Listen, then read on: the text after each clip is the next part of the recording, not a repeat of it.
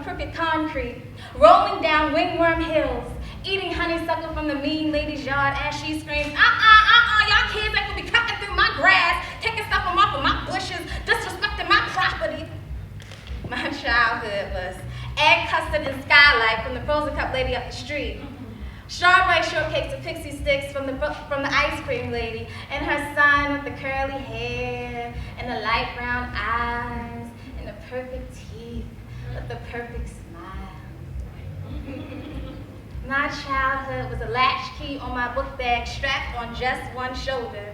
Homework before outside play, not because it was a rule, I just enjoyed the solitude. My childhood was Baltimore club music, 90s R&B, and hip-hop. Trying to figure out why Pop West Coast when he went to our school for the arts. My childhood was family reunion cookouts in Mama's backyard. Uncle Crack playing dominoes, talking about you study long, you study wrong.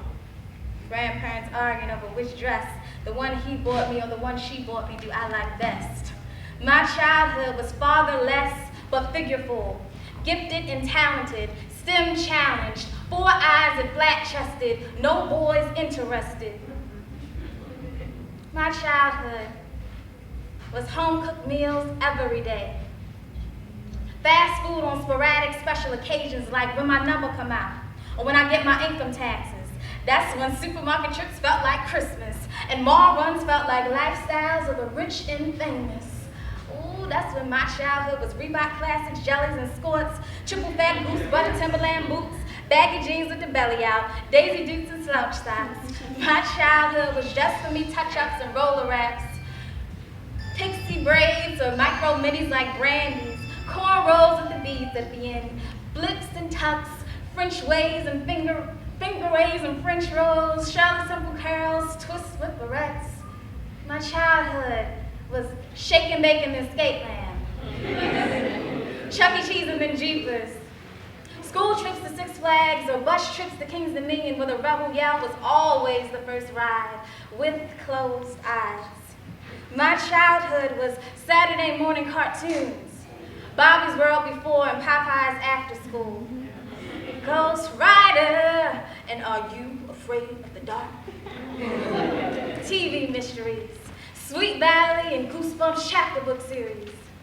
My childhood was rated R movies with permission. Because there's no point of covered eyes on graphic scenes when fiends roam right outside your front doors.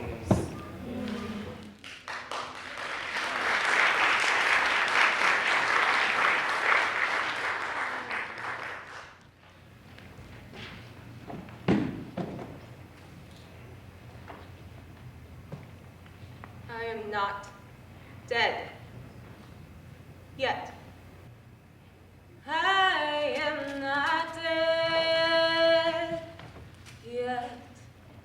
I'm alone and I'm scared, but no way am I dead yet.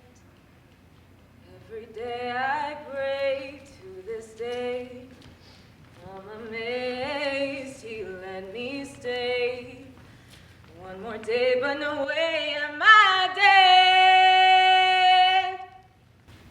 Yet I see dead people walking. I hear dead people talking. I feel them yanking to pull me down. I taste their envy. I smell their stench. Bum bum bum bum bum bum bum bum bum bum bum bum bum. Señora Alejandra. Señora Alejandra. Señora Alejandra. Señora Alejandra. She used to be a diva and a school teacher. Now she's neither. Here nor there. Mind, body, and soul are in different places. She's so far gone she can't recognize faces. Or spaces. Probably can't even remember how good it used to be in the past. That used to be Mrs. Alejandra. Now she's Mrs. I need $1 or $2 for something to eat.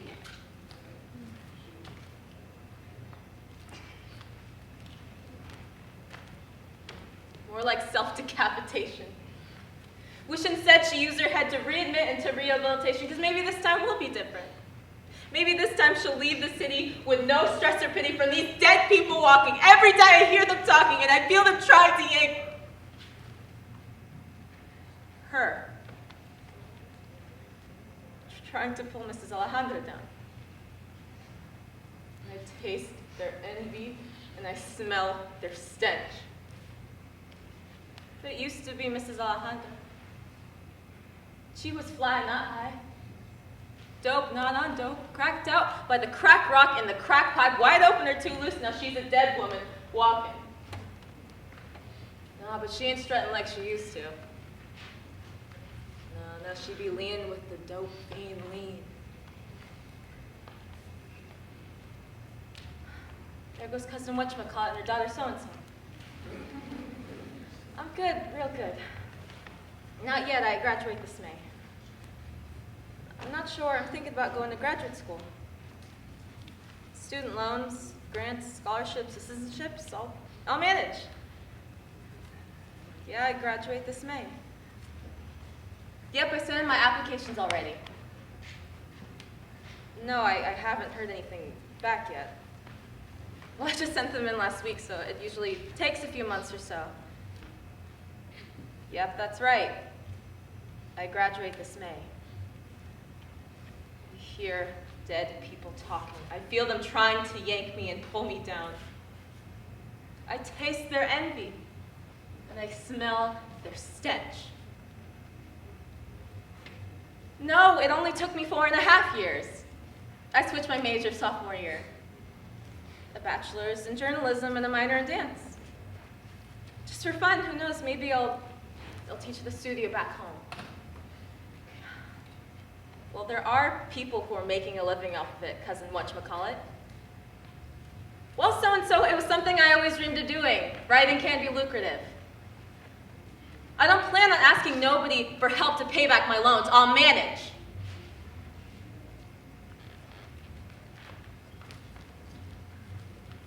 I hear people talking. But they ain't talking about smack. All I hear is blah, blah, blah. Want, want, want. They're grinning and giggling in my face, attempting to mask their hate, trying to find a trace of transgression. And I thought family was supposed to show you love, but I just stepped into an ambush of hate. Because to them, little brown girls from New York City, In Philly, Sacramento, Washington, D.C., Long Island, Boston, Baltimore City. can't possibly be this smart.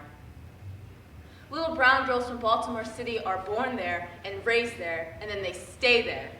Not because they want to, but because they have to raise bastard baby daughters who then continue the cycle of unwed, uneducated motherhood, making it that much harder to defeat it. It's the bookie in Bronx, the brothers in Philly, the charm of Charm City that kidnaps the bright ones and turns their glimpse of sunshine into darkness. And they get yanked. Hold back by puppies who think that love them, who don't love them at all. Or insecure, insincere mamacitas who wouldn't call if they fall. And here I stand tall from these dead people walking. Every day, I hear them talking. Bum, bum, bum, bum, bum, bum, bum, bum, bum, bum, bum, bum, bum, bum, bum, bum, bum, bum, bum. This is the life. Be more girl. Trying to live life. Be more world. Hear dead people talking. Trying to be less. See dead people walking. I wanna be more. And I chase their envy. But I smell their stench. I just gotta be more. And I wanna be more. But hey, what can I say? That's just the life of a be more girl living in a be less world. But I will make it. I will survive.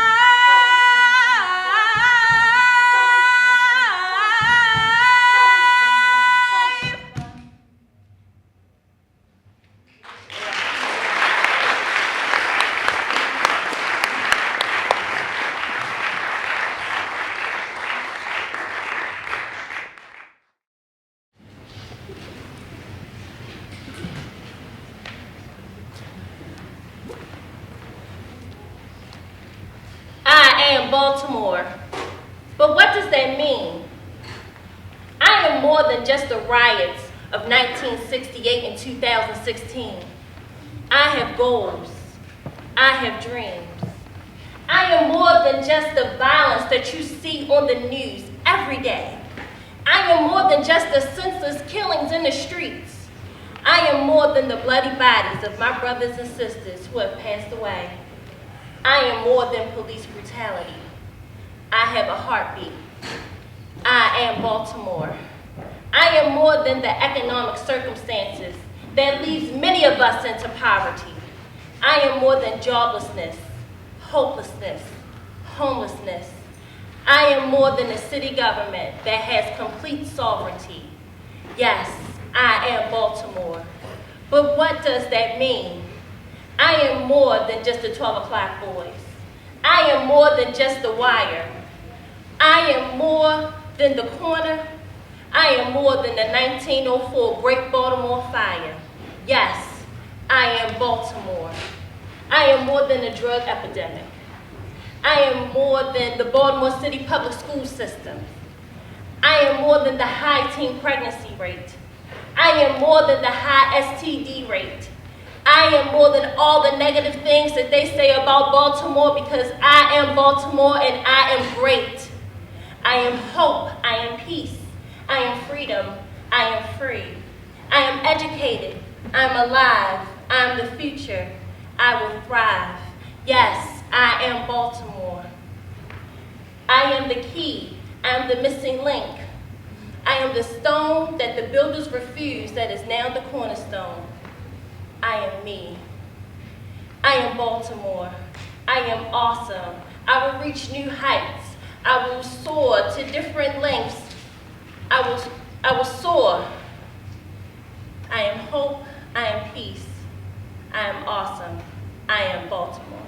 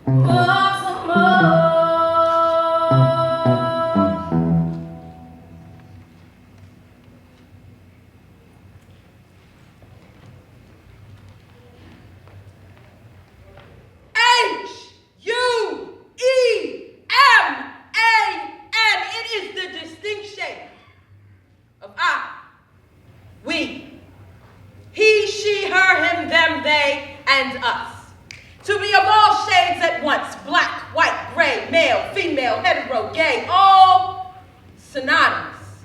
An agreement between all men to bend, to blend, to mend, to become both us and them, to empathize, to sympathize, to shed a tear and watch it fall from every man's eye. It is to provide depth, to look beyond one dimension, to be a party to a second impression, to stifle reservation, a break from the separation. See, ignorance is of no discrimination, so for the sake of its disqualification, let us review the qualifications of a true human. Let color be a description, not a flawed man's depiction. Let there be no social conviction, a group otherwise unforgiving. Let homosexuality be not a guilty plea. Let us not be judge or jury. Let us travel across oceans and seas with something other than ill will and weaponry. Let no religion go unblessed or worth less than the other. Must one always be superior or inferior to the other? So let it be Jewish hymn and African drum. Let it be those who praise God and those who don't believe in one. Let it be strong, weak, smart, or even dumb motherfuckers. But most importantly, let us bear no effigy or flag, just promise, woven into a disorganized pattern of torsos, arms, hands, legs, and feet, absent of exclusivity. However partial to a shade, a unique shade, the distinct shade of I, we, he, she, her, him, them, they, and us. I didn't ask for this body, this love, this gift. So with one hand on my hip and the other outstretched towards the sky, I summon the spirits of my ancestors, calling upon centuries of erased history to strengthen me as I speak. See, they left messages for me in the dirt. Used stolen soil as voicemail, so I've always been alert. And it hurts to see that the love in me is denied by the very people that I seek to protect. Our movement tends to neglect where race, sex, and gender intersect. To me, the term woke in this city seems to be a contradiction. To be awake is to be painfully aware that you spend each day living in a nightmare, that the odds are against you, that you're always in third place, that the world is judging you simply based on your race. Yet, for women like me, the heat is turned up to a higher degree. We're placed under even further scrutiny for loving our fellow black queens.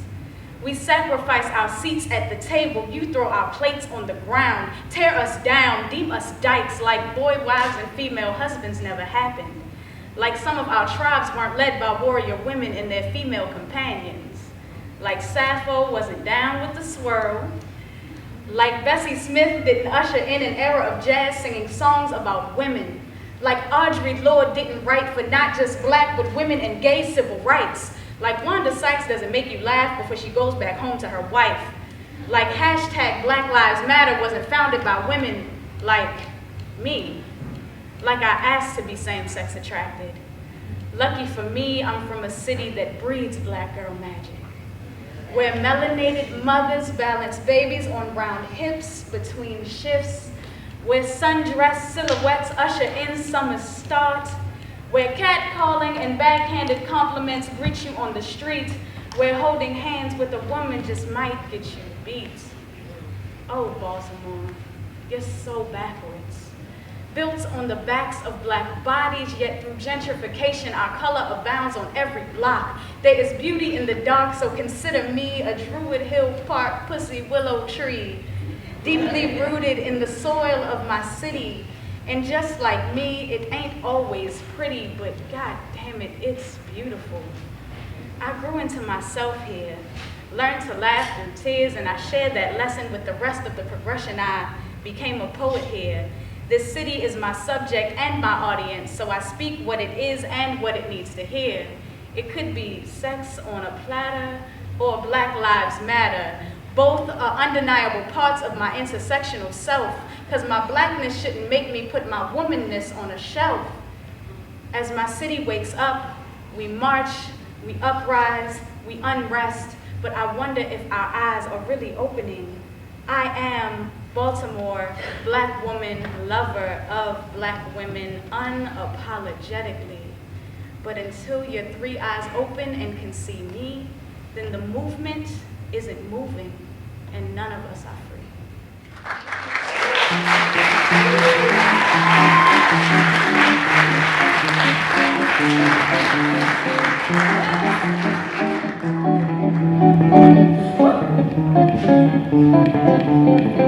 Where's the heart of the light? Where's the soul of the world? Where are the things running me hurt? Where are the songs of the world? Where's the heart of the light? Where are the soul of the world? Where are the things running me hurt? Where are the songs?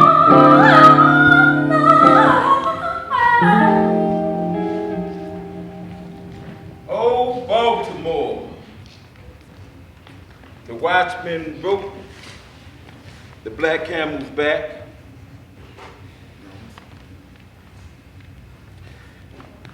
Oh, Baltimore.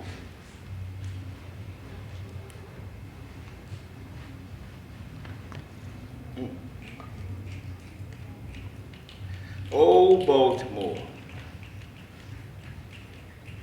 As watchmen bait, premeditate, lie in wait. As Black Trophy dies and leaves behind new chalk lines, black blood bleeds on concrete streets like the flooding of the Nile. Their blood washes away the hopscotch and scully tots from the playgrounds and alleys of our towns. For poverty comes in waves. It's high waves of crime and low waves of opportunity. A Panopticon city prison with a surveillance government that televises your every step, from projects to marble steps. But where has all the marble steps gone? As old flower pots become new flower pots, the pride of having the cleanest block, and row homes echoes the voices of souls. Now rats infested abandonmeniums the homeless own. From block watch to bad cops, as Charm City dangles a bone. Scripted news, dilapidated schools. Be not surprised. Gil Scott prophesied that the revolution will not be televised. Oh, Baltimore. The watchman broke the black camel's back, and justice is like a needle in a haystack. For societies, justice is hidden, for justice has created his own prison, shackled in darkness beneath Fayette and Calvert streets, then straight to hell where St. Paul Street meets. You're a commodity at birth. Your social security number determines your worth. As the social economical melting pot fire turns higher, the cell door slams on Uncle Sam's cabins. For black prison bodies stoke the economy, then Uncle Sam wants you and his damn armies. Oh, Baltimore again. Be not surprised. The revolution will not be televised.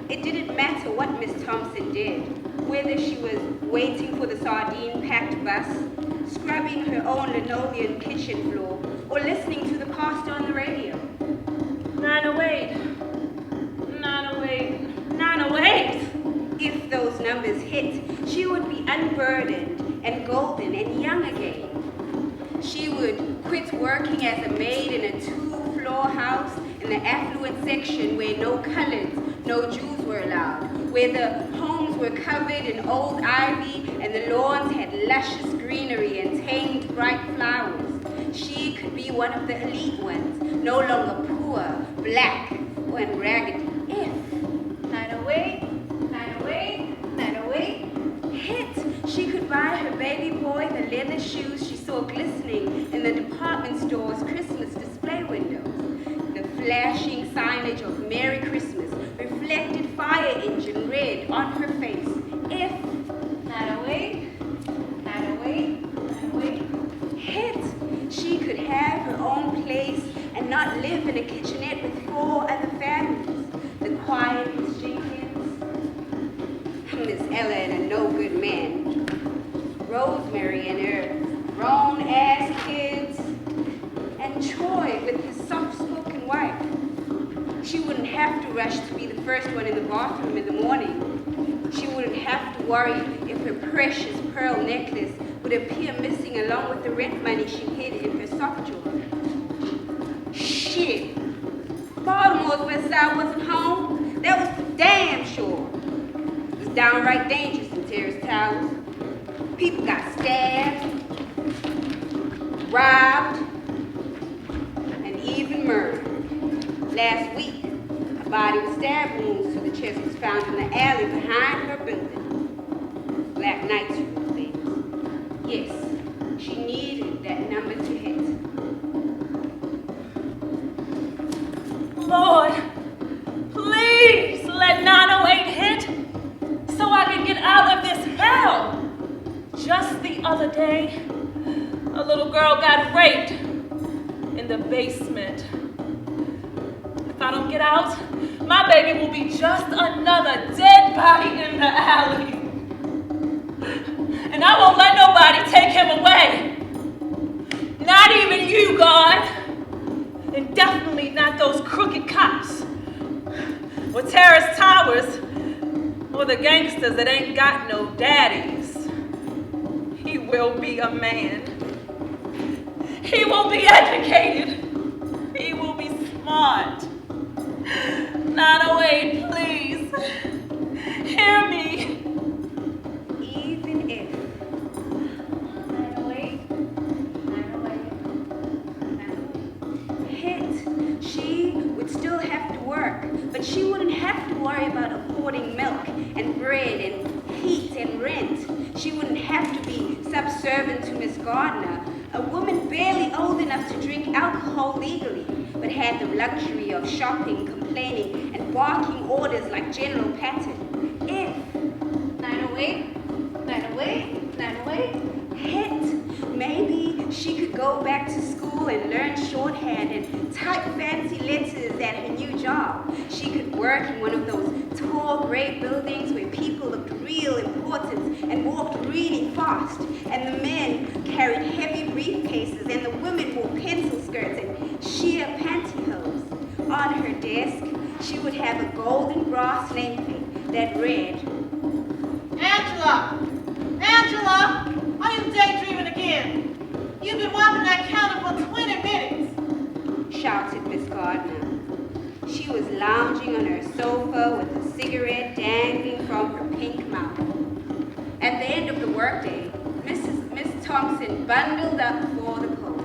She wrapped 2 polyester scratchy scarves around her delicate neck. 908, 908, 908. Hopped around in her mind like bunny rabbits. She jammed her feet into her boots. She slammed the door behind her. She heard her feet crashing in the dirty white snow. This was her first winter in Charm City. She'd never seen snow in South Carolina. She'd never had to wear these heavy, bulky wool scarves and sweaters that made her sweat underneath her armpits and breasts. She never had to slap gobs of Vaseline on a porcelain face. She never felt cold, so cold that it soaked through her bones. The wind felt like it was lashing at her. Snot crawled from her nose as she sat on the bench with the other day workers. She tasted emptiness. Not away. Not away. Not away. Sang out to her like the gospel choir back home. She remembered her grandmother singing solo. Across the street, a perky white woman walked hand in hand with a bouncy pink little girl. An hour later, the bus crawled lazily down the street. Miss Thompson and the other women dragged their feet up the bus's steep, creaky steps. And how much? You ain't never rode the bus before, lady. A dime. She dropped the change into the coin machine. The bus was crowded with other domestic workers. Some talked incessantly, while others rode in silence, thinking about debts, unfaithful lovers, and unruly children. Girl, I don't know what I'm gonna do with Troy. He just ain't acting right. I know what you're talking about, girl. Gregory, he ain't shit either. Last night I had to yell at him for taking money from a loan shark. Girl, hush your mouth. She found an empty window seat at the back of the bus. Peering out the smudged windows, she saw the manicured lawns, the white picket fences, the picture-perfect families that had breadwinner fathers, lazy housewives, and ivory soap babies who appeared on Gerber's food packaging. The bus passed the cathedral with huge stained glasses. The white Jesus was knelt down with his head raised towards heaven. 908. 908. 908. Danced around Miss Thompson's head as she watched the number runners, pimps, and blue-collared walkers swarm the streets like angry bees. Winos passed out in front of bars, hustlers hawking their plunder in shopping carts, and the street corner preachers shouting into megaphones and thumping their careless hands against worn Bibles. Brothers and sisters, you must Calm let down, go of I your just evil need calm down. ways. For the rest of the Please, Lord will upon you. Fuck you then. 18:23 says, Chill the out, lady chill out, faith chill that out, all chill that out. wicked should die, says the Lord. I got you, And right I there, shall now, turn get to down. thee. I'll be Turn right away here. from evil and 25 set the cents. Lord thy God before I'll your cut you heart. way out. I'll cut you on your way Come out. to the Lord, family. Brothers and sisters, Please help us out. set the Lord thy God in your heart. She rang the bell and got off the packed bus, and